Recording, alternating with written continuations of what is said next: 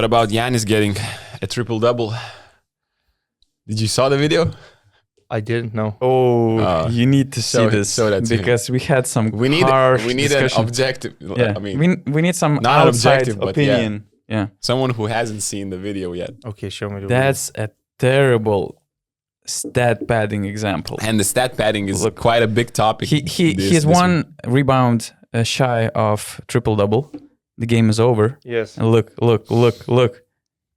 It's coming. That's the rebound. And that's a triple-double. Rebound in the He did the Ricky Davis. Do you remember? Exactly. Look, he said, I'm sorry. Oh, what's the guy name? I said Ricky Davis. And he said, that's the same. I'm saying, it's not the same. Like it's completely he did it on his own basket.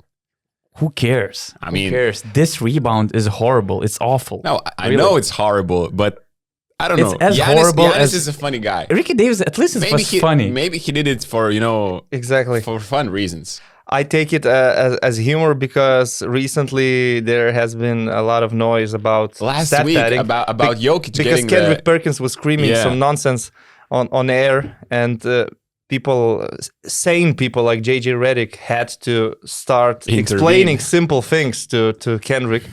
And they started arguing on Twitter and etc. And all of a sudden, people are talking about Nikola Jokic stat padding. The most unselfish star in the league is stat padding. It was crazy to hear. Again, maybe it has something to do that some American pundits can't get over the fact a European is dominating their league and is winning back-to-back MVPs. And Giannis is obviously hearing all of that, and maybe he just decided to tease all those people. That was my initial thoughts. Because Giannis has a great sense of humor. I remember some of his funny press conferences. I remember when he used to go to press conferences with the book with dad jokes, and he was just dropping dad jokes every single week. I mean, he's a funny guy, and I don't think that Giannis is so selfish that the triple-double means that much to him. Does he really need a triple-double? I mean, it's not like he needs a triple-double to prove a point or anything. That's exactly. So I don't know. It looks kind of funny to me. And a funny stat was that Kendrick Perkins say Jokic was stat padding, and his stats are not real. And then, the next tweet I see is that when Jokic has a triple-double this season, Denver Nuggets haven't lost a game. Yeah, exactly. And they were like 29-0, something like that. I don't remember the exact number, but it was double-digit wins think that they won 0 games. losses. It could be true. I can't think of a player that gets a triple-double more naturally than Jokic. At one time, he did it in the first half, I think, this season. Because obviously he's going to get rebounds. He's a big man. And he's playing a lot of minutes. Obviously, he's going to get points because he has the ability to score from the inside, from the outside, and the assists just come naturally to him. He gets a lot of assists doing handoffs to Jamal Murray. He gets a lot of assists when he gets the ball on the top, and he's just finding the open man in the corner because he is gathering a double or sometimes even triple team defense. So to say that he is stat padding, I mean, it's possible to fake a rebound. How do you fake an assist? At the end of the day, your teammate still has to make the shot. Yeah. Ricky Davis still would think of some ideas how to fake assist. Ricky 100% Davis, sure. He's the inventor of stat padding, a triple-double, although stat padding as a thing has been in the league for years. Oh, yeah. And if you remember Russell Westbrook getting his triple-doubles, do you remember how Steven Adams... It was worth it. He became the MVP. Yeah. How Steven Adams used to box out his man just to leave some space for Russell Westbrook to get the rebound? I mean, in his defense, it's a nice way to start the transition for Russ. Yeah. The point guard getting the offensive rebound is an advantage. But, I mean, Luka Doncic is also, a benefiter of this tactic. Everyone else boxes out and he just gets the rebound and starts the break immediately. Yeah, and then he can push. He can push the pace in transition. I agree. I'm not even saying that's a bad thing, even if there is some stat padding, like when Russell Westbrook was playing his MVP season. It's fine by me. OKC were more than happy to have an MVP on their team, and obviously other players didn't have too many problems with that. I don't really care if they do that, if it benefits the team and the player. But in Jokic case, there is no sign of stat padding. He's just doing all the right plays. I would love to see Kendrick Perkins sitting at a table with Mike Malone and trying to prove to the head coach of the Denver Nuggets that, dude, your best player is just stat padding. That's the conversation we want to see. And Mike Malone could get some advanced stats and many examples and say, no, he's actually carrying the team. What are you talking about, Perk? It just would be enough to get him behind the same table with JJ Redick, actually. Yeah. I mean, I love that guy. He's the real MVP of all those podcasters, talking heads on ESPN, always being straight to the point, bringing his playing experience, also just having bright mind, the way he sees games, the way he sees processes. And he already, even before this awful Perkins take, he already played some great defense for Nikola Jokic, I think, for his MVP candidacy this year. So great mind to listen and to follow NBA basketball. JJ Redick is definitely a breath of fresh air in basketball media. That's for sure. But if stat padding is so easy, actually, maybe Perk should have tried it himself. Apparently, it's very easy. I see a new rivalry evolving: Rytis versus Kendrick Perkins. I just don't get the man. I mean, his takes are terrible. His Wembanyama take, for example. What the fuck is he talking about? About playing defense, right? No, he takes an example of Andre Baldwin dunking on Wemby. Yeah. And he says, I want to see him against real grown-up. Yeah, he retweets the highlight and he says, let's wait and see what Giannis and Embiid does to him. And he finishes with God Bless America, which also is funny because he's posting a highlight of a Czech Republic player dunking on a French player. And he's saying that a Cameroonian player and a Greek player will destroy him in the NBA. Anyway, Wembanyama is 18 years old. What did Perkins know about Giannis when Giannis was 18? What would be his takes about Giannis' rookie season? He was drafted from the second league of Greece. So I just don't understand. It's obvious we have a pure talent, very unique type of player coming into the league. He should be celebrated. He shouldn't be doubted and all these people trying to put him down just because, like, oh my God, somebody dunked on him. He is a kid. Of course, Andre Baldwin is a strong man. Yeah, I'm not surprised at all. I mean, we already had enough of Luka Doncic hate before him entering the NBA. So Charles Barkley also made some crazy remarks about Wembanyama. I don't remember particularly his quote, but he also downplayed his potential and chances. So I'm just not surprised. There's always this European against NBA basketball culture thing and amount of disrespect we're getting overseas.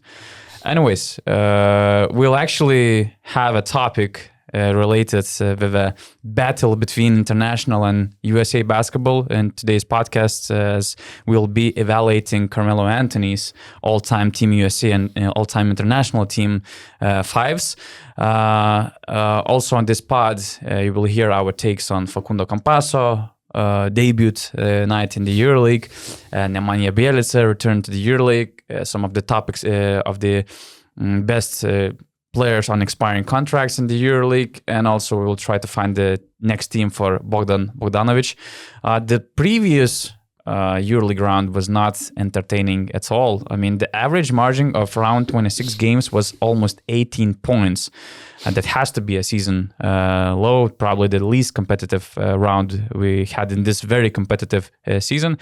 But let's start with Facundo Campazzo return. 16 points on 4 of 15 shooting, 3 rebounds, 7 assists, 2 turnovers in 29 minutes. And the most important fact that Zvezda still lost to Bayern Munich away, again, putting their chances to make the playoffs as slim as possible, because now basically they have to win 7 of 8 remaining games, something like that. So they cannot lose any other games, although they already lost games against Bayern and Alba, the bottom teams of the EuroLeague. What were your thoughts watching him play, and was the wait worth it?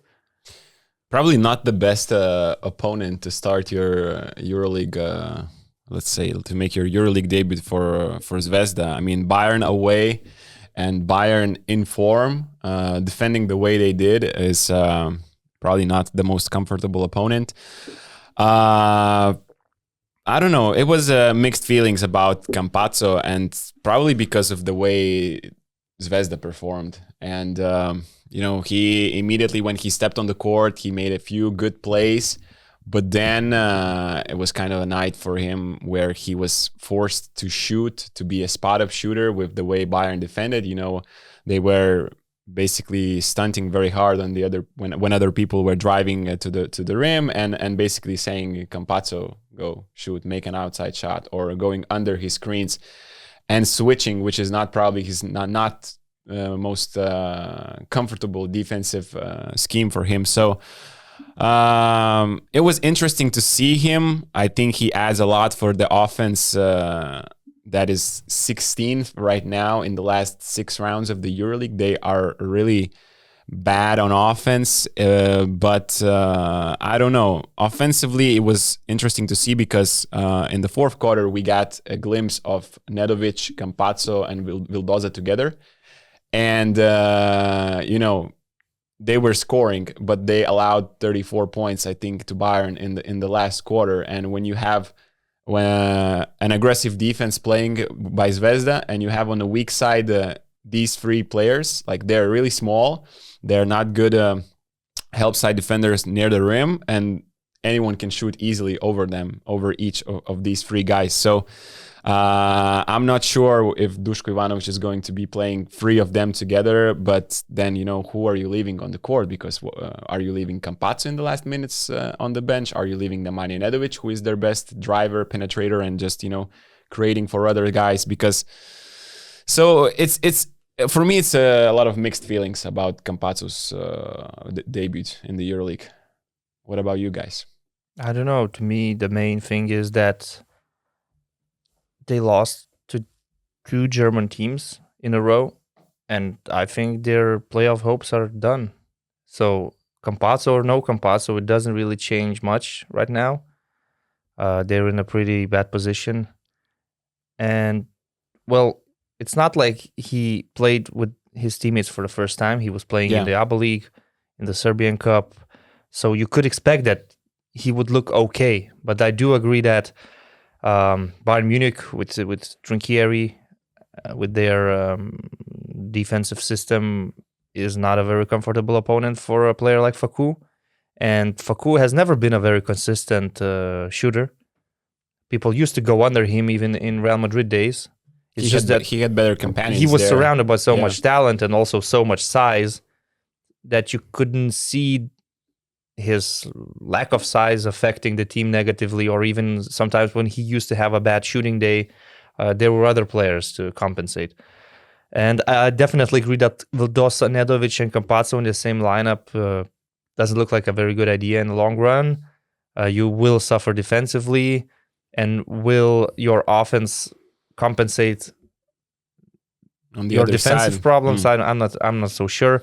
So I wouldn't play them all together. Even when I'm closing games, and it's a hard choice to answer who you would leave on the bench. I think it just depends on the night. I think if you can, you see sometimes that Nedovic is burnout. He's not making shots. He's rushing. Maybe in these situations you leave him. Sometimes Vildoza doesn't make the best basketball decisions. So sometimes he gets sloppy turnovers. Then you can leave him. Campazzo, knowing he's the best paid player in the club, I think he would always play the fourth quarter. So you're choosing between Vildoza and Nedovic depending on the night. Yes.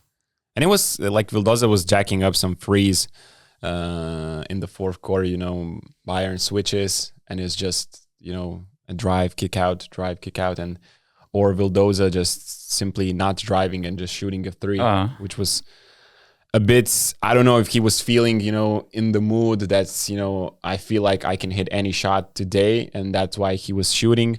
I know he is a great shooter, and, that's usually his shots, but sometimes when you are, every time down the road defensively, you get scored on every possession, you kind of want an easier shot on the other side, because if you jack up another 3, it's another possibility to run in the transition for the other team. So And that's why they got scored like 8 points. They were +8, I think, with 5 minutes. +9. +9 yeah. with 5 minutes remaining. And then it was this run which erased their lead in like 1 minute or 1.5, something like that. So not the best game for Zvezda. They're not in a good shape. And I don't know if they still have chances. Probably not to qualify for I think no. playoffs. And that's a shame because, you waited for Campazzo for so long. You made so much noise. So much noise. Around that. You paid so much money. And after one game of Campazzo, you would probably, your chances are this thin. And I don't think that you can make excuses about EuroLeague was unfair. We didn't have Campazzo. You lost games against Žalgiris, against Partizan, against Alba, Bayern, Virtus. You should have been in a much better position at this point when Campazzo joins the team. And now you lose even with him on the squad. So I think there can't be any excuses. I think at this point of the season, other teams are just performing much better. Zvezda had a very good, I would say magnificent run in December, but it's just not enough. You need to be consistent to make it through the regular season in this league. And at the moment, actually, when I'm seeing Bayern playing the way they do, you can imagine if Trinchieri had all these players healthy from the beginning, they could be a contender as well. Milan, they're winning games, but it's just too late. Yeah.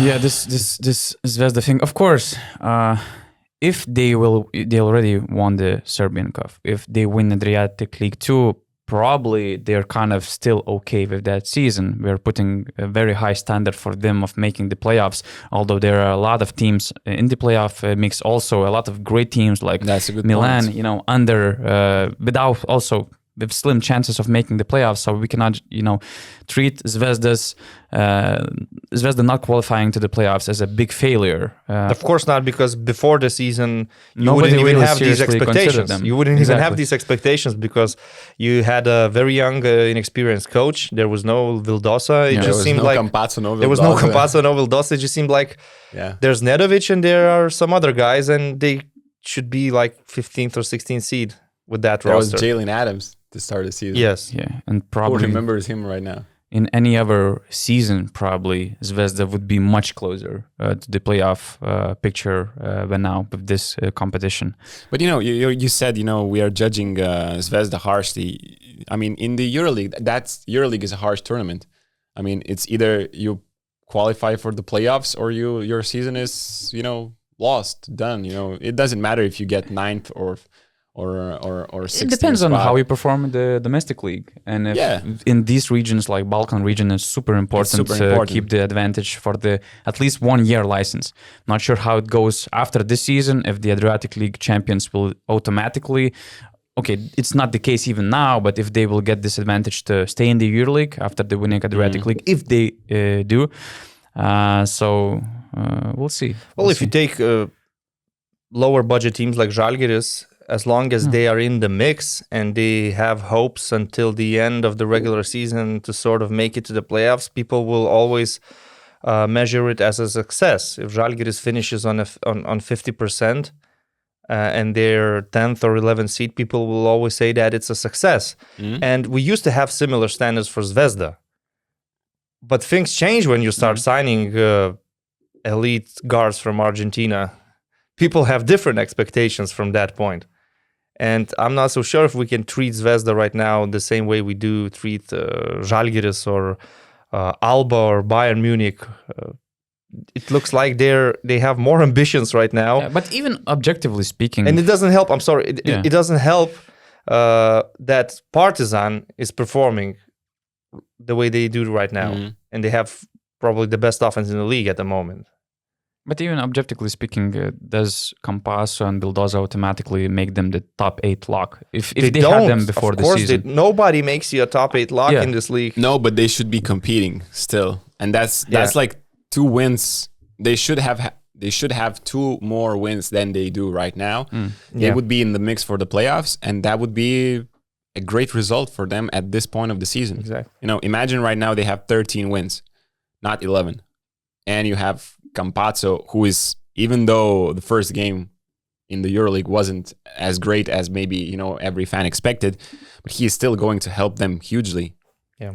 And, he could have been the game changer. Right now, they need to win every game, 7 games of last 8, and that doesn't seem real with them having 3 wins in the last 10 games. Because if you lose to Alba Berlin and Bayern Munich, what makes you think that you're going to beat Efes? They lost 5 games to teams that are not in the playoffs right now. They lost to Olympia, Virtus, Žalgiris, Alba, and Bayern, and none of these teams are in the playoffs. Yeah, and now they're facing Efes. They're facing Barca away on 17th of March. They still have Olympiacos and Fenerbahce to play, of course, at home, but I don't see them winning all these games. I'm sorry. And I don't have any basis to believe that they can do it. When I see them losing to Alba Berlin and Bayern Munich and blowing leads, actually, not only losing, blowing leads. Mm-hmm. Let's be fair. Yeah, another big return was in Istanbul. Nemanja Bjelica returned to action after this crazy injury that first ruled him out of the EuroBasket, putting Serbia's chances in the EuroBasket, speaking of title contention, in jeopardy. Also delaying his EuroLeague return for many months. Nemanja received a standing ovation. He showed up on the court with 2 minutes to play in the end of the second quarter. Yeah. Fener were up by 26, which is crazy. And you're thinking about something before the halftime. He scored 2 points in 11 minutes on 1 of 6 field goal shooting, had 2 assists, 1 rebound, 1 steal, and it felt like he was very desperate, to finally put the basket, to put the ball inside the basket, and to please all those fans who really greeted him warmly. What were your highlights of his return? First, just really happy for the guy that he finally came back. I still remember me doing one of the first pods with you guys before the EuroBasket. It was, I think, late August, middle of August, and we were talking about his condition. And it seems to me like at least 1 year has passed, and finally this guy, comes back to the court. That's how long he has been out, and setback after setback. So just happy that he's back. Obviously, you can see that he's far away from being in his top shape, the way he moves, even though he's never, been fast-footed, forward. Anyway, he was super excited after his first basket. He punched the basket after. Or he was just angry on those 4 or 3 misses before because he had some nice looks. I think both. I think it was, a mix of both. But to me, he unlocks some crazy offensive potential for Fener. If he gets back his form in 1.5 months until the playoffs, because let's be fair, in the regular season, I'm not thinking Dimitris Itoudis is going to play him much, in the next games. But in the playoffs, potential when he's playing a center, he unlocks some interesting potential on the offensive side. Will he be ready? I'm not sure, but some interesting potential, some 5-minute runs in the playoff games, crucial moments. I can see that happening. Yeah, Fenerbahce are very precautious about his return. They're not forcing him to return at his top shape, which is obvious. They'll still have some time before the playoffs. They will implement him into the lineups step by step, not forcing to play him heavy minutes. And there's a big sign of belief in Fenerbahce's camp because I've heard that Nemanja Bjelica is 34 years old already. He spent a lot of time without playing basketball because of this injury.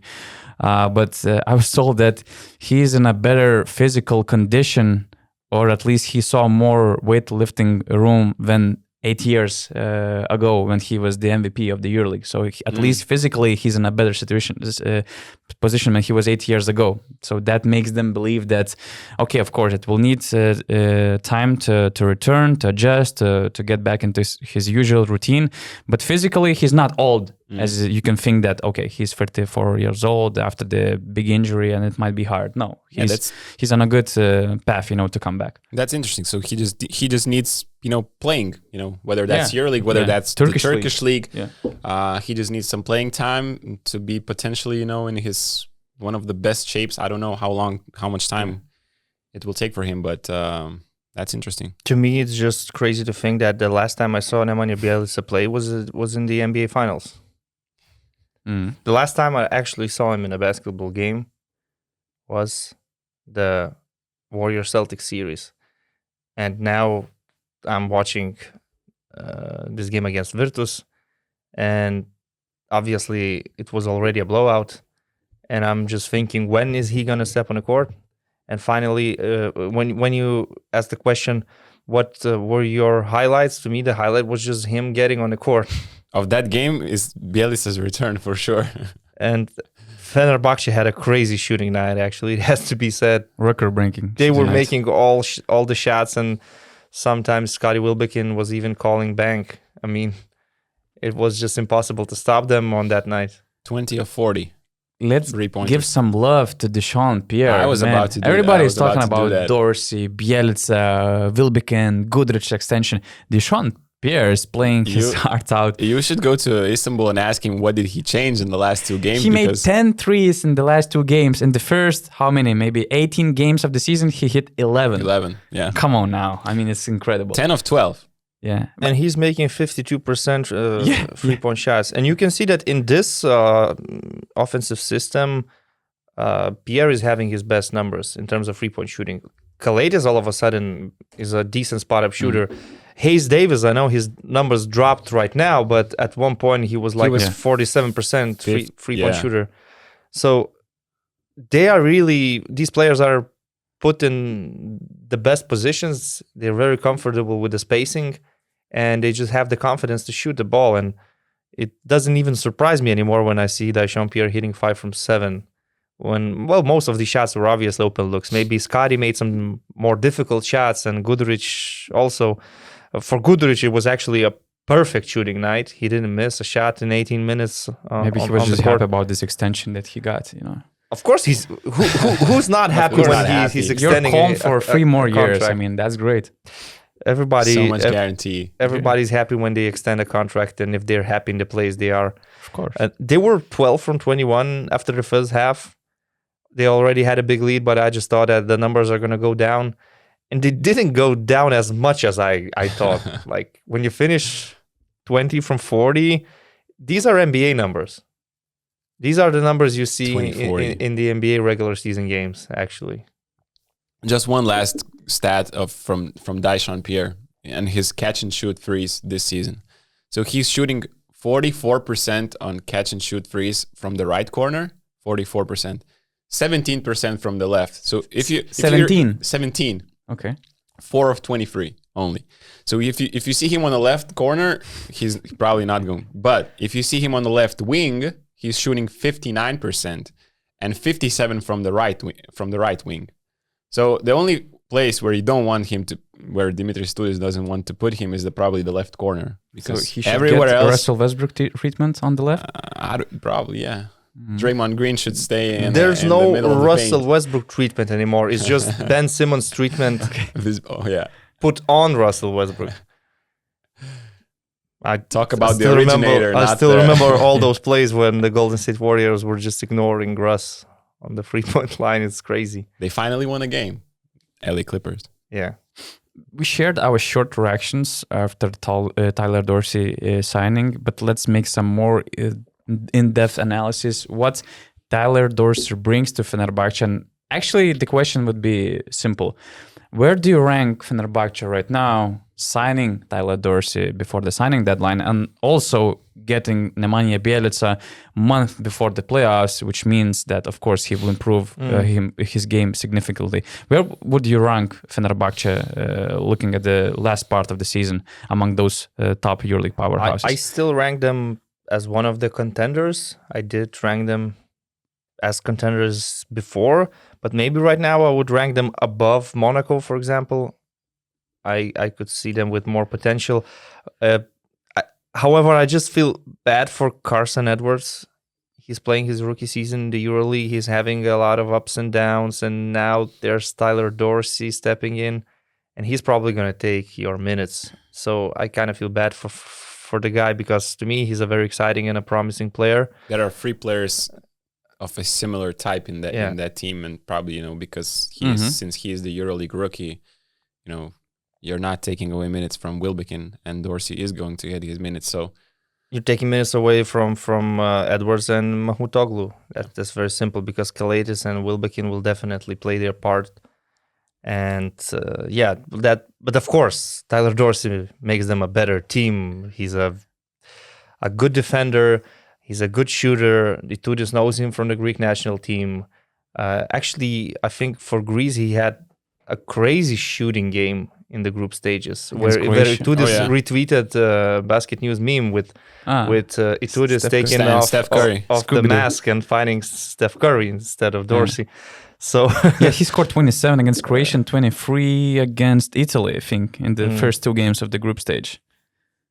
So he knows how to utilize player like Tyler Dorsey. Was also good that Dorsey knows how to play with Scottie Wilbekin from their Maccabi years. From what I also heard, that last summer Dorsey was desperate about getting the NBA deal, and there were also some personal reasons behind his move to the NBA, although he didn't have a guaranteed spot on any NBA team, and they decided to go for a two-way option. But this time, when Fenerbahce called him, he was super motivated to come back and to help for such a big organization like Fenerbahce. And probably from Fener's side, not only head coach knowing this player very well, and Itoudis didn't hide his love for Dorsey. It seems like they had a really good time in the Greek national team. The good thing is that, the markets for Dorsey would have been way more competitive in summer, with some EuroLeague powerhouses looking for a top-notch scorer like Tyler Dorsey. So I believe that they got Dorsey in way less competition, and also for a better financial decision when it would have been in summer. To me, again, it's crazy. We're talking about Fenerbahce again, how they improved the roster and how they are contenders for the title, or at least for the Final Four. Not so long ago, it looked like they hit rock bottom. They were trashed in Kaunas. They had a lot of injuries. Players were losing confidence. They were outplayed terribly by Olympiacos at their own court. Scottie Wilbekin was ejected with 2 technicals. They dropped a game against Partizan at home. It seemed like you're raising questions not about the Final Four. You were raising questions, do they make it to the playoffs with the way they are playing? And now all of a sudden players are getting back and they're signing a new player, and you're thinking like, again, they might make it to the Final Four. They look a very exciting team. Once again, it just shows how everything changes quickly in this EuroLeague. And whenever a team goes on a winning streak or a losing streak, you shouldn't overreact at the time. You should try to think about the bigger picture and think about the future, and always remember that these genius coaches, they know what they're doing. And Fenerbahce is just a prime example. They started with 9 wins or something like that. Yeah, they were like 10-1, I think, in the first 11 and then they games went down, and then it seemed like they had a worst offensive rating in the league for a while, I believe. Laurynas Birutis was actually dominating them at like Shaquille O'Neal. And now, boom, again. Bjelica is back. They're signing Dorsey. Everyone's happy. They're hitting 20 threes in a game. Never get too high, never get too low. It's a long season, It's a 9-month season, and you're going to get hit highs, you're going to hit lows, and you're just... If you are happy, you hit the peak form when playoff starts, and could Fener's story be, the story of Real Madrid of last season, where they were playing terribly and they still got to the final later. Had a great shot to win the EuroLeague, actually. Exactly. Or are they going to be, Olympia's story of last year, where they played great but got hurt right before the playoffs, and we're playing with a lot of injured guys in the series against Efes. So it's it's a long season. You like as Rita said, you should not overreact to these losing streaks. But obviously, if you are, for example, we talked about Crvena Zvezda. If this streak goes on too long, if you're playing bad for 2 months already, then probably this is your level at the moment. For Fener, it was injuries stuff. 4 or 5 games, 1 month, one bad month doesn't really mean you're not anymore a contender. And to me, with Dorsey signing, they are a Final Four team to me.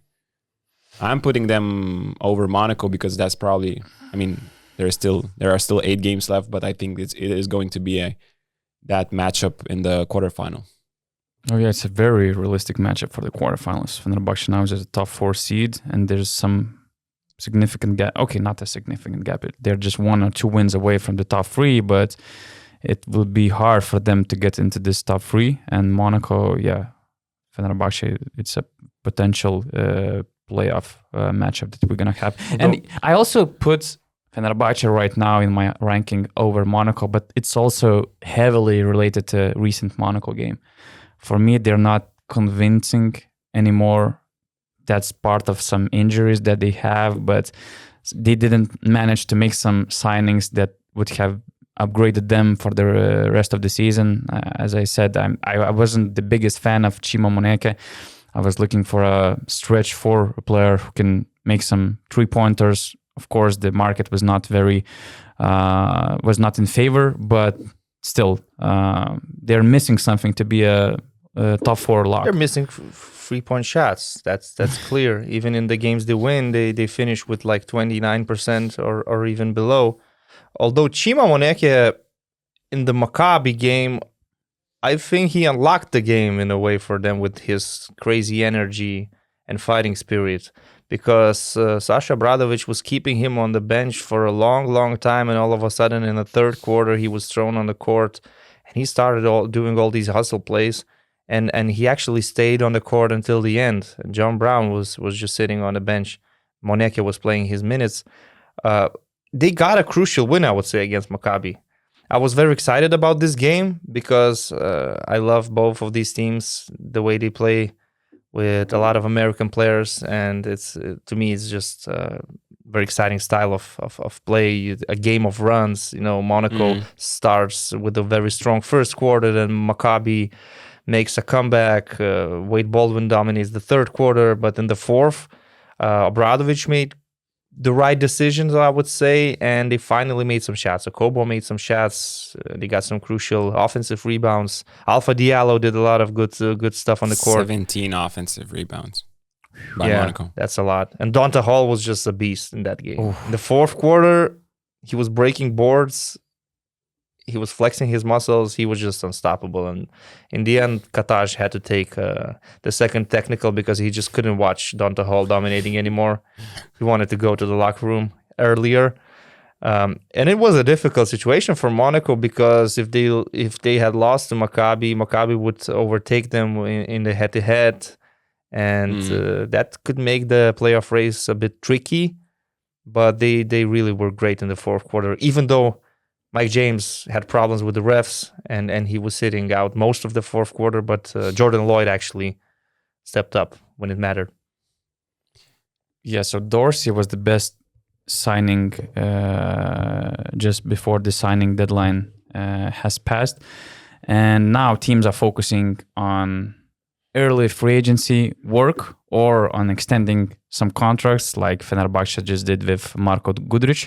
So for today's pod, we have some top players on expiring contracts, and we will try to find the best, also realistic fit for them to switch teams, to upgrade some other teams, to meet both of their demands. So I will run through a short list of some of the top players on the expiring contracts. Of course, not all of them will be mentioned, and I'm leaving out players like Kostas Lukas because there's like very high chance that he will stay in Olympiacos, and probably we all agree that's the best fit for the EuroLeague, for Olympiacos, for Slukas. I'm also actually putting Facundo Campazzo out of this discussion because I really believe that he will sign with Real Madrid.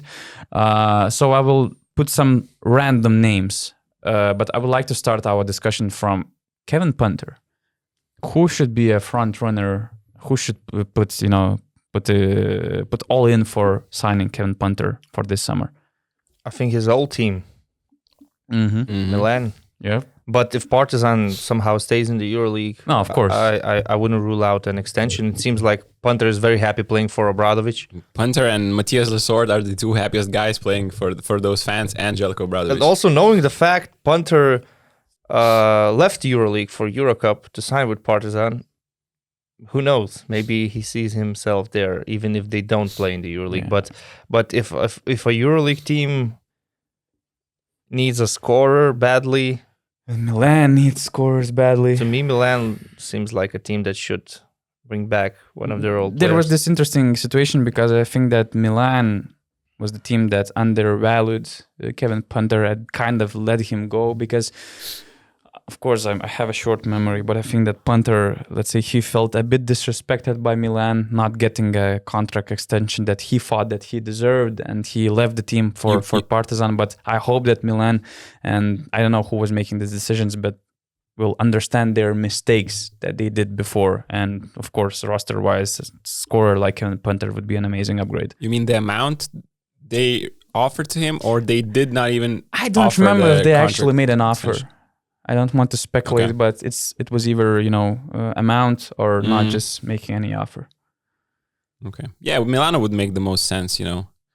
I'm not sure of the situation of Corey Higgins in Barcelona. He still has a contract. He still has a contract, I think. Yeah. Okay. So actually, if when you look at Olympiacos, it would be an amazing fit. I'm just not sure if they have enough money to sign Luka's extension, to sign Walkup to an extension, and then to add Kevin Punter, who's of course over €1 million player per season. I mean, in general, if you're in a position to sign Kevin Punter, there are more advantages than disadvantages.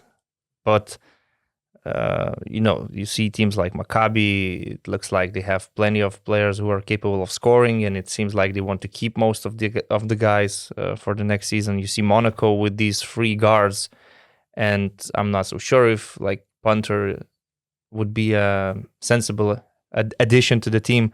And Milan, they're going to rebuild the roster anyway, and who wouldn't want to have a good scorer on the team? Yeah, but just to some extent, because they have Pangos under the contract, Brent Davis, Shamon Shields, of course, is becoming a free agent. I think Devon Hall also has a contract for the next year. I don't remember that, but Devon Hall has a really poor season in the EuroLeague, and also you have players like Mitru Long. You're still doubting whether they're EuroLeague caliber players, and Punter would be an upgrade if you sign Punter instead of Hall or Mitru Long. You're just upgrading the team. It's very clear. He's a proven scorer. What about Yorgos Papagiannis?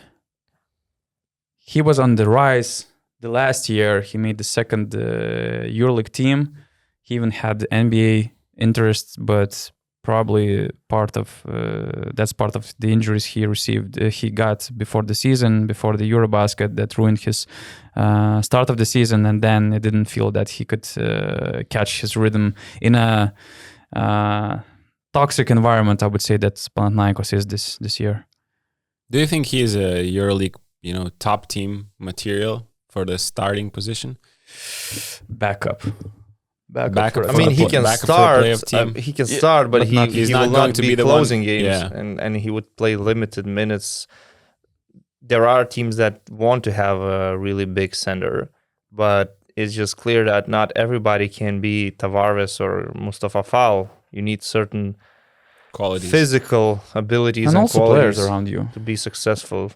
And I'm not too convinced about Papagiannis being a big money player in the EuroLeague. And if I was in charge of any of these big clubs with Final Four aspirations, I wouldn't put €1 million contract on the table for a guy like Papagiannis. So to me, it makes sense if he stays with Panathinaikos, honestly. Probably. Although I read some reports that it's not clear yet if Panathinaikos will go after him, unless it will be, smart money from the club's perspective. But other than that, it's even hard to find him a good fit in the EuroLeague, because as we mentioned, powerhouses are not signing him for the top center position in the team, and then it depends on what you have. You might think that Fenerbahce might go after him because Tudis is bringing all the Greek players to Fenerbahce, but they have Motley and Bjelica. If he's there, I'm not sure if they have a lot of size already with Booker, Zakiri. But Booker is becoming a free agent. Antetokounmpo signed until the end of the season. Like Papagiannis is a guy who you don't imagine playing for the Spanish teams. So I'm looking at the depth charts of all the teams. Maybe Zvezda, who have Kuzmic right now, they are similar type of players, but Papagiannis is obviously would be an upgrade, and they are known for having tall guys every year. But maybe that would make sense, but Yeah, but I mean, Olympiacos, they have Fall, Barcelona, they have Vesely, Monaco, Dontahol, Donatas Motijūnas, Efes, they have Žižić, Plais, probably, he's also under the contract. So it's not just about Papagiannis, but also other teams being looking at other loaded. teams being loaded with centers and different centers. What about Luca Vildoza? An amazing start for him in Red Star. Then he couldn't stay consistent, playing at very high level, at the MVP level, which is not that easy. But where do you see him for the next season? I could see him traveling to Madrid with his mate. Because I know that Madrid brought back Chacho, but he's a veteran. Sergio Yul is also a veteran.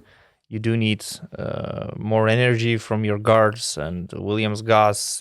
I'm not sure if he's gonna stay in Madrid. I don't know his contract situation, but knowing that Real Madrid always wants to have a very deep roster, and it's not a problem for them to have Hezonja, Musa, Dek on the same team, I don't see a problem with them having two guards. And knowing that they both have chemistry, they're friends from Argentina, I could see that happening. Also, Spanish league, of course. Maybe a comeback to Baskonia. Actually, I have Virtus Bologna. That makes sense. Potential, yeah, that's a good idea because they desperately need somebody. And who knows what the situation is going to look like with Milos and Marco Bellinelli. Even though if we gave props to Daishan Pierre, we have to give props to Marco Bellinelli, who has been on fire. Well, in the Q&A part, he said he's the most improved player in the league right now. Exactly. I'm not surprised at all. But not a lot of people saw that. So okay, that's he true. He scored like 32 in the Italian league, or 30 points. He had like 8 or 9 3-pointers yesterday in the Italian league as well. So Marco is back, shooting the most random threes in faces of other defenders. So, but yeah, coming back to Vildoza, I think Virtus Bologna would be an interesting. All these questions usually just depend whether the team is in the EuroLeague or not. Because when we're talking about Real Madrid, it's clear, right? But when we're talking about Virtus, Zvezda, who knows what the future brings. And the EuroLeague is not the place where you can really plan or strategize long term unless you're one of the shareholders. In many situations, unless you're a shareholder. But in a lot of other cases, that's just so different. In not just with signing players or are you going to stay in the EuroLeague, but with many other questions as well. Yeah. The next big free agent to hit the market is Chris Jones. Although I hear that Valencia aggressively tried to sign an extension, but there's a lot of interest from other EuroLeague teams, powerhouses included. So there's no need to rush things for Chris Jones, especially given the fact that Valencia they don't have a guaranteed spot in the EuroLeague. So I believe that Chris Jones is probably, of course, if we don't count Campazzo or Slukas, he's the next biggest point guard on the market. I love Chris Jones. I love what he's been doing in the past 2 years for Asvel, for Valencia right now. Maybe it's time for him to make a bigger step on a bigger scene, sign for one of the elite teams. And again, Milan would make sense to me. But they have Pangos. If he's healthy, if he's back, maybe they want to commit to Shabazz for another season. Then, of course, it's a different story. And who needs a point guard from the top? It's a tough question, right? Because I don't really see him going to Barcelona or Madrid. Olympiacos has Lucas and Walkup. They're settled. FS has Micic and Larkin. Fenerbahce has more than enough with Kalaitis, Wilbekin, Guduric. For me, Chris Jones finally, he deserves to play also for a team that's a contender. That's for sure. Great player. But he also finally deserves a summer where he's, he knows where he's coming back. He has been playing for a different team for the past 3 years. Yeah. And I think maybe, staying with the same team would be good for him, good for the team. But again, do Valencia play next season in the EuroLeague? One other idea. Pau clearly needs a rebuild. Mm-hmm. And I think they need, a starting point guard to build around with. Is he the guy, who could go to Pau and be that guy? But if of course you can rely on him. But if I'm an agent of Chris Jones, I don't know. I would feel bad sending him to Panathinaikos. Well, first of all, I would need to know who's the coach to have some talks. Who's the GM also to start have a clear picture where I'm going. Yeah. And if they have money, then why not? Yeah, they could target a player like Chris Jones to rebuild the team and have a fresh start. And that's what I'm saying. First option for me is maybe Chris Jones remains in Valencia if they remain in the EuroLeague. If not, maybe Panathinaikos. But I hope, maybe one of these contenders. But as we see, they are also full in those positions. I think Valencia is a great place to live and play basketball. And if they offer you a good contract, you could resign even without EuroLeague. I mean, playing in ACB League and EuroCup, it's not like you're out of the picture and people don't see you anymore. But of course, it depends on the offer. It's just that I can imagine myself being in Valencia and I would probably want to stay there. But I imagine Chris Jones playing. He's a high-level player. Playing on Tuesdays instead of Thursdays and Fridays, and for sure, I agree that he's a top. Last year, I was scoring 15 points against those players in the EuroLeague. What I'm doing here in the EuroCup, Kevin Punter would have some advices for him. He went there knowing and hoping at 99% that the next season I'm going to be back. I see what you're saying. With Valencia, you can also expect, because they always play one season in the EuroLeague, one season in the EuroCup, then they win the EuroCup, they go back. Then who knows if we will have EuroCup then. I mean, there are all those rumors about BCL, EuroCup and stuff. I mean, Chris Jones turns 30 in April, and it probably all depends on his personal needs. I think, does he need a great paycheck for let's say to sign a good lucrative 3-year deal, to just secure his future, or he also wants to play for a title contender team? I think Bojan Dublevic should just take Chris Jones for a walk in the park, and they just beautiful. They should sit down and Bojan should just show him the sun and say, "Look, the sun isn't always brighter somewhere else. I have been here for so many years. I had so many offers to leave. I could have even tried myself in the NBA. Valencia is the best place to live, my friend. Just sign a contract and let's play basketball." What else do you have, Donatas? I actually had almost all top teams like Real Madrid, Barca. No, I don't see that happening. I actually thought that he could have been a great fit for Fenerbahce before they signed Dorsey. Somebody younger, somebody who can also play multiple roles and who can also add defense that I might miss a little bit in the current Fenerbahce backcourt. So I was thinking all about the top-notch teams for Chris Jones because he's really worth it. After starting from Mongolia, as crazy as it sounds, at the age of 30, kind of like Lorenzo Brown, now he's getting, he's deserving that great treatment from the EuroLeague teams. So Siobhan Shields, if not Milan, which I easily see, desperately trying to extend him, who else would make sense for Siobhan Shields? I would say everybody. He's the guy you want on your team. But Real Madrid, I mean, they have Dek, Hezonja. Okay, maybe not Real Not Madrid. everybody, Maybe they yeah. have enough bodies, but most of the teams probably should go. I mean, we're obviously talking about top 6 teams FS in the league. with Clyburn, probably not. I could see them playing together. I mean, we've saw plenty of Shields playing as a shooting guard for Messina and in these big lineups. I wouldn't have a problem. I mean, if you're replacing Elijah Bryant with Siobhan Shields, for example, and you have if you're capable of doing it, if of course. if you have a player who can play as a shooting guard, as a small forward, whatever you need from him, he can create, he can score. I don't have a problem with him on the same team with Clyburn. The same way I don't have a problem with Micic playing with Larkin. So it's just about whether you have the ability to sign him or not, and is he healthy? These are the only 2 questions, I believe. But Milan should do everything to keep him, honestly. I think he loves him, so I believe he will stay.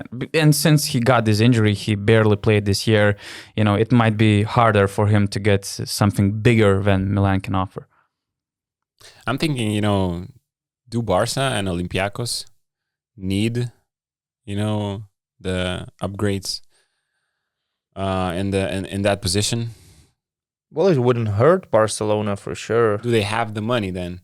That's the question, because Barca are known in the last years to want to cut the and they keep signing Jan Vesely, Sotransky, and others. But They're it's always just cutting like the budget. you're replacing Davis and Kalaitis with Vesely and Sotransky. You're paying like 1 million to Kalaitis and then signing Sotransky, and then you're officially say that you're cutting budgets. I mean, it's I mean, they're obviously cutting, but basketball is just such a small part of this club that these basketball expenses are laughable, honestly, compared to what's happening in football. Football players get that in 1 week, get that money. That's right. Some of That's them, right. what they get in the whole season. Any more names? 2 more big men. By the way, I just forgot this question. What if Vasilij Micic final leaves for the NBA and there's this huge gap in FS? Do you sign Chris Jones? Do you see anybody else except from Chris Jones who could be capable of filling that role? I think all of these top point guards are possible targets for FS in that case, if Micic leaves. And sometimes it doesn't even have to be a free agent, probably. If the player is on his last year on his contract, or maybe he has a plus option that he's not going to activate, FS could go for these type of players. So anything's possible, basically. FS has the money, and power and everything, and the titles. So if it depends probably if they will keep investing in basketball teams, because there were already rumors before that the owner of the team will cut the budget of the club. I mean, we were hearing all these rumors, but then they replaced Kruno Simon with Will Clyburn, so... just to go for this historical repeat, but let's say, they collapse this year, and it's not clear if they will keep investing in this team that much. Because even if Micic leaves, they already have Larkin with how many, close to 4 million contract. Then Bill Clyburn is also over 2 million, so they may go for a cheaper point guard. They could just slide Larkin to the 1, Rodrigo Boa to the 2, and sign a role player if they want to reduce the money they're spending. But what about Keenan Evans? I mean, his Achilles injury maybe is a way for Žalgiris to keep him, honestly. Yeah, and to have the only way to keep him. The way he was playing, it was clear that you're not gonna keep him in Žalgiris with the level he was performing at, and right now he's recovering after an Achilles injury. So, would you take a risk if you were the GM? Let's say Micic leaves, and you have the money to sign him. Would you take the risks with Keenan Evans, not knowing how he's going to recover, how he's going to come back? I would go. Does that bother you? I would go for a safer option. Like, there are safer options. Chris Jones is an obvious one. So if I'm choosing between Keenan Evans, who's still recovering from Achilles, or a healthy Chris Jones, then it's Chris Jones. But If I had to choose between Evans and Chris Jones in December, when we saw both of them performing for their teams, I would say that Evans has a slight advantage. And that's interesting. Your point is interesting because FS are known for not giving a lot of importance to what happens in the first part of the season. And so maybe they could say, he's recovering, but we need him for the second part of the season, maybe. So then if Ataman believes, for example, that Evans is just a better player than Jones, then you go for it. But I don't think there's that much difference between them. The gap is so small, even if you think that Evans is a better player, that it's probably safer to sign a player that's already healthy and prepared. Lorenzo Brown has contract extension till 2026 with Maccabi, right? He's done for good. He's done for good because, with Maccabi. if Micic leaves, then... that would be a perfect replacement, but it's not possible right now. The last dark horse that I wanted to bring in is actually Nikola Milutinov. We kind of forgot about him due to I wanted him in many teams reasons. Last summer. And he had great offers from Fener, from Olympiacos, but he had to stay over there. But it's very likely that he will hit the free agency the upcoming summer. Which team must go after him? I said it last summer. I'm going to just repeat myself. I think Virtus Bologna, to me, would make a lot of sense. I believe, there were rumors about Mamjai Teg going to Monaco, having some talks. I read that. And he's on an expiring contract, so maybe he's leaving, and they need a center there. I don't see many more teams who could, afford him at the same time and have him in their team. So, I mean, Real Madrid, they have Tavares. Barca, they have... Real Madrid have Tavares and Poirier. Yeah, that's true.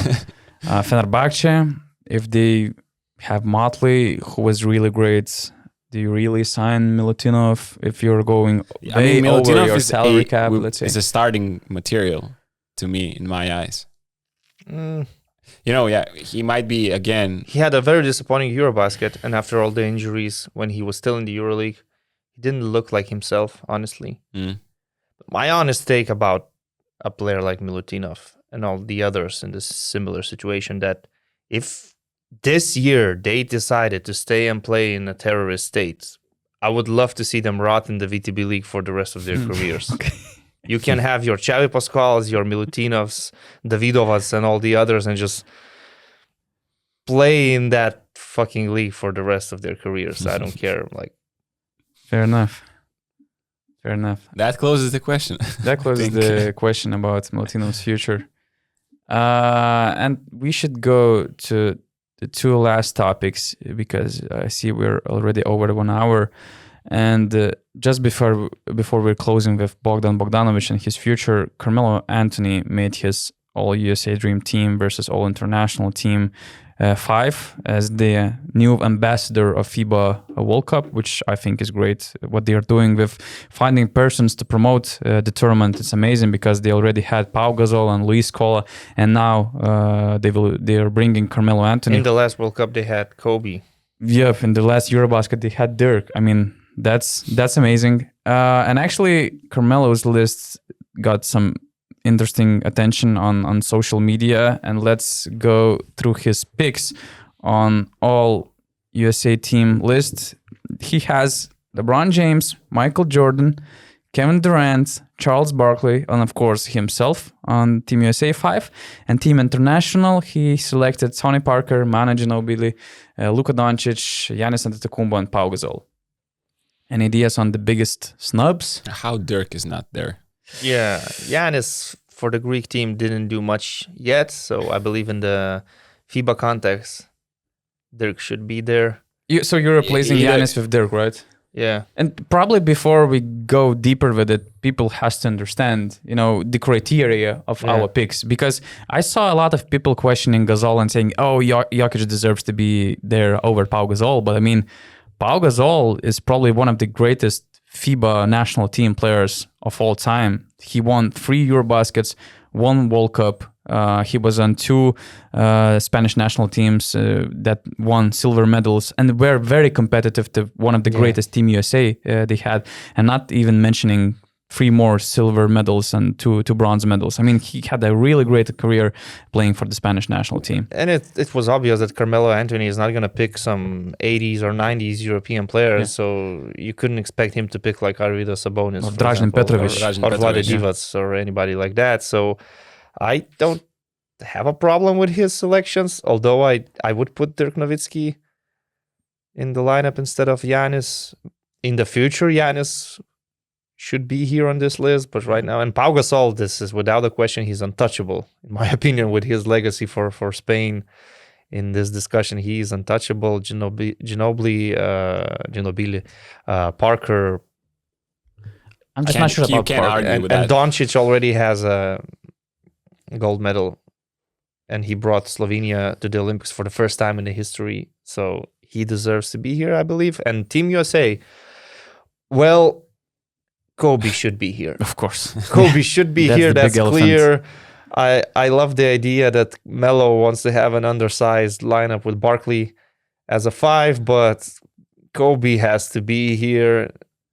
I mean, KD has done so much for the Olympic team. He has to be here. Melo himself is known for his performances in the Olympics. He's the first man to win 3 gold medals in the Olympics. He's also the top scorer of all time on Team USA. So it's not like I also expected, to put his ego aside and to pick Kobe in this 5 instead of himself. But at the same point, I see his egocentric and also some reasonable reasons behind his decision. I mean, to me, it's easy. It's not about positions and it's not about centers. Just replace Barkley with Kobe and I'm good. Honestly. And you're leaving Carmelo there?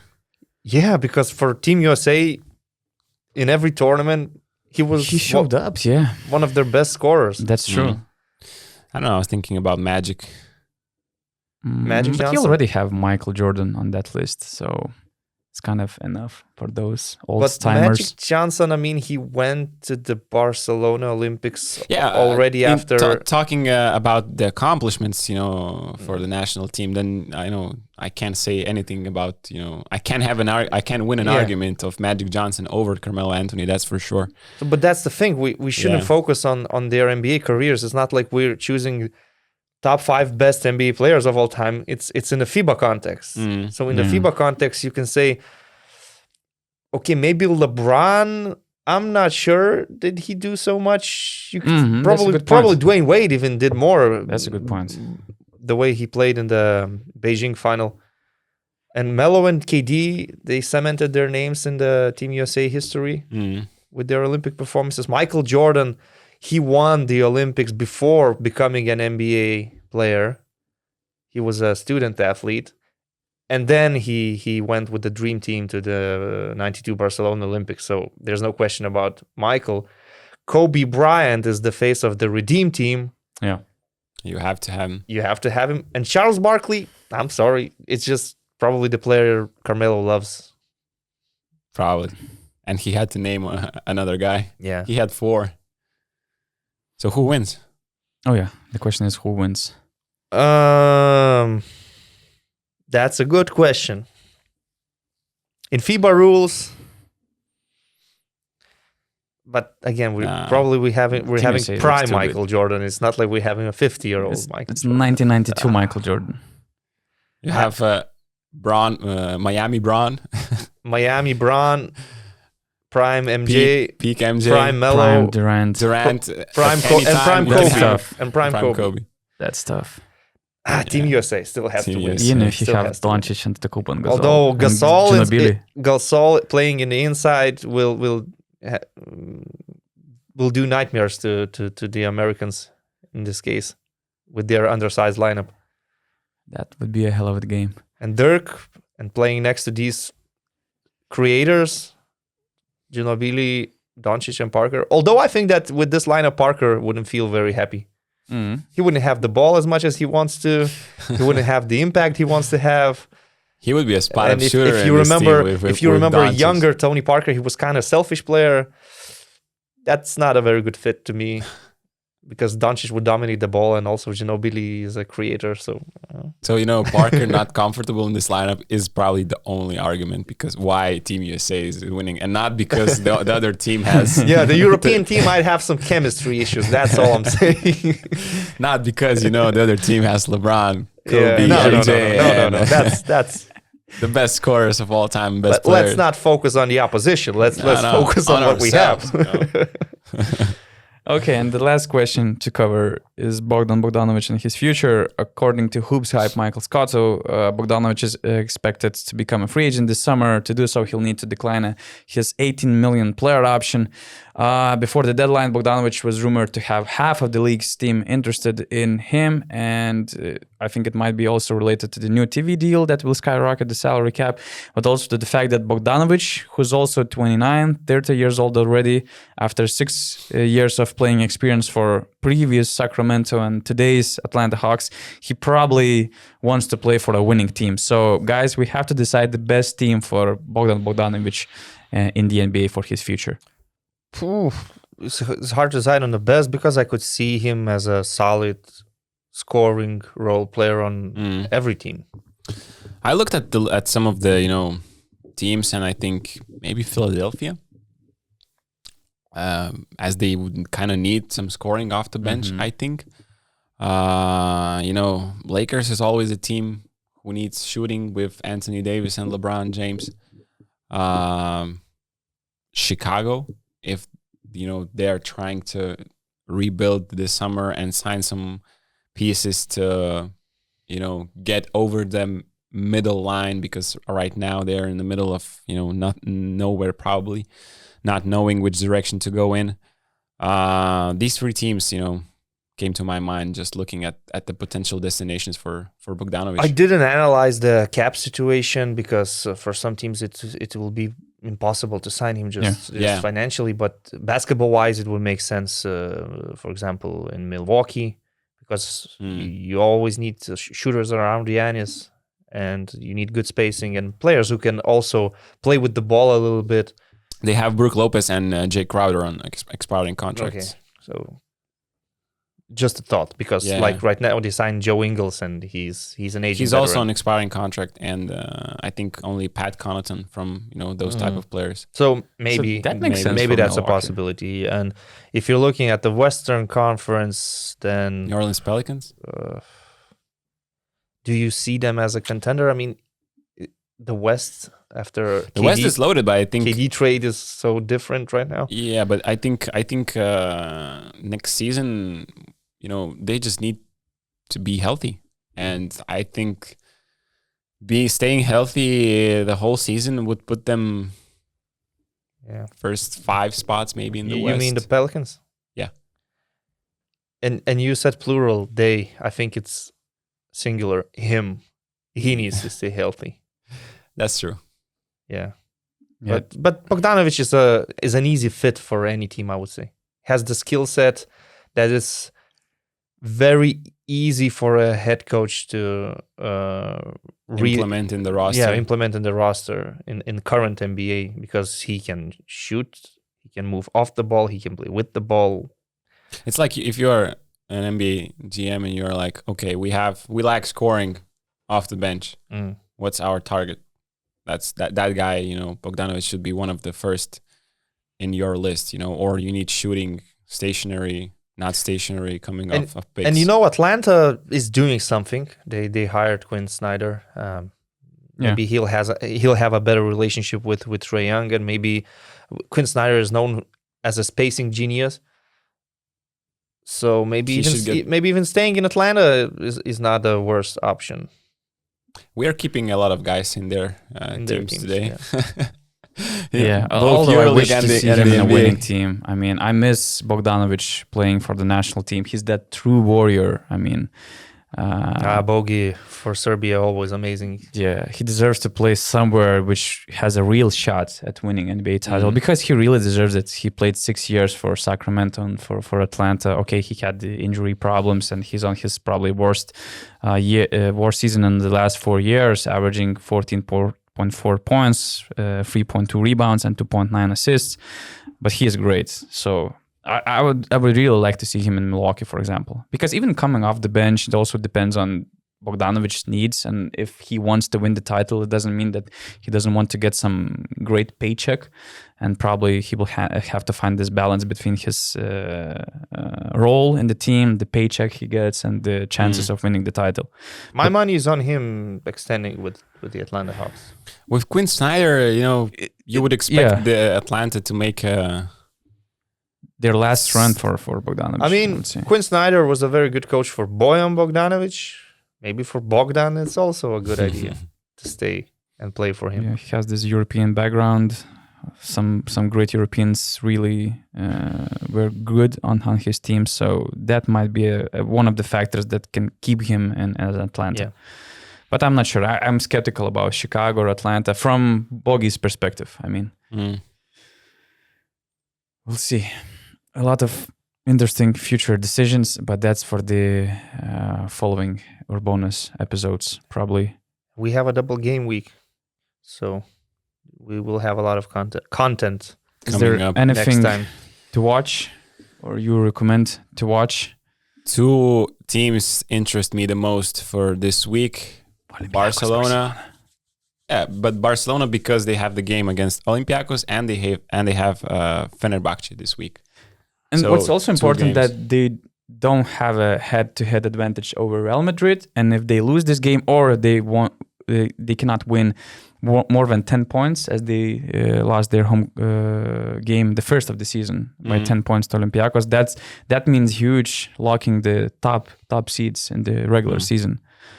And another team I'm watching is Partizan this week because they have a double week in Italy. That has been brutal for Crvena Zvezda. And they're still not guaranteed of the playoffs. I think they need to win both games this week because the games after this trip to Italy are going to be brutal. They have 4 games against FS, Olympiacos, Real Madrid, and Barcelona, I think, coming up after that. So this is a crucial road trip for Partizan this week. Yeah, it's a crucial time for Maccabi as well, I think. They're hosting Fenerbahce, and then they're playing away against Efes. They're direct head-to-head rivals for the playoff position. If they lose both, they're already 13 and 13, below the top 8. And Efes, they also 8th with 13 wins. So it's crucial week for many teams, although we're just 8 rounds away for the most of the teams because obviously Turkish teams, they have 9 games to play due to postponed games. After this week, we might have a lot of answers about the playoff race. And a crucial game for Ritis on Friday at 9:30. It's Baskonia versus Monaco playing. That's going to be the game you're probably going to be watching. Baskonia is at home. Yeah, Baskonia is at home. So that's going to be another over 100-point game. I can guarantee it's going to be a good basketball game. I don't know who's going to win, but I will enjoy it for sure. 115-113. Hopefully. Okay, guys, thanks for watching us. Please don't forget to subscribe to us on YouTube, Spotify, and all the other platforms you watch. Pressing the like button also helps us a lot. And don't forget that we have this great Basket News Plus community, and you can join our group on basketnews.com/plus. We have some great offers for you, so just jump in and follow the lead. See you and goodbye.